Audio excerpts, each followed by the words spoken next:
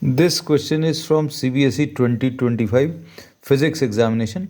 The statement of the problem says find the focal length of a plano convex lens of refractive index 1.5 and radius of curvature 10 centimeter when it is immersed in a liquid of refractive index 1.25.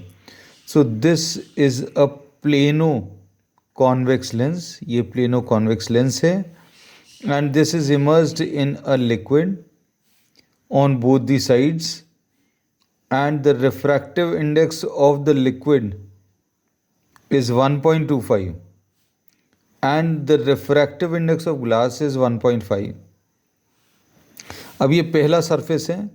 पहले surface को अगर देखें, this is a plane surface, तो radius of curvature for the first surface is infinity. अब ये जो second surface है ये स्फेरिकल सरफेस है और इसका जो स्फीयर है that will be lying on the left side. तो इसमें सेकेंड वाला जो सरफेस है उसका रेडियस और स्फीयर लेफ्ट साइड पर है.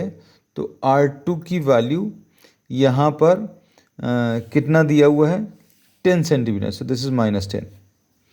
पहला सरफेस प्लेन है तो प्लेन सरफेस का जो रेडियस है वो अभी हम लोग इन्फिनिटी मान सकते हैं. अब हम लोगों को फोकल लेंथ अगर इसकी निकालनी तो 1/f in the liquid will be equal to refractive index of glass with respect to the liquid, because this glass is now placed in a liquid, -1 into 1/r1 minus 1/r2. ऐसा कुछ use कर सकते हैं.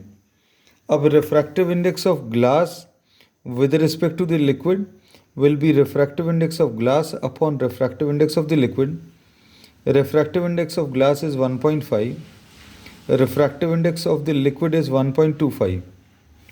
Substituting the values 1/FL is equal to NGL की value 1.5 upon 1.25 minus 1 into 1/R1. 1/R1 is infinity. 1/R2 is -10. Second surface का जो radius है that will be lying to the left side, इसलिए माइनस लिखा हुआ है. अब इसमें अगर आप एलसीएम ले लें, 1.25 is the LCM. 1.5 minus 1.25 into 1/इन्फिनिटी को 0 लिख सकते हैं. माइनस और माइनस प्लस, तो दिस इज प्लस 1/10 ऐसा कुछ आएगा. माइनस और माइनस प्लस कर दिया. अब इसके बाद ये 0.25 है अपॉन 1.25 इंटू 1/10.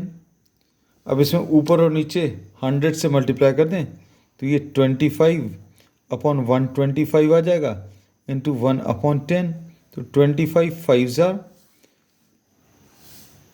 कैंसिल होगा और ये 1/FL है.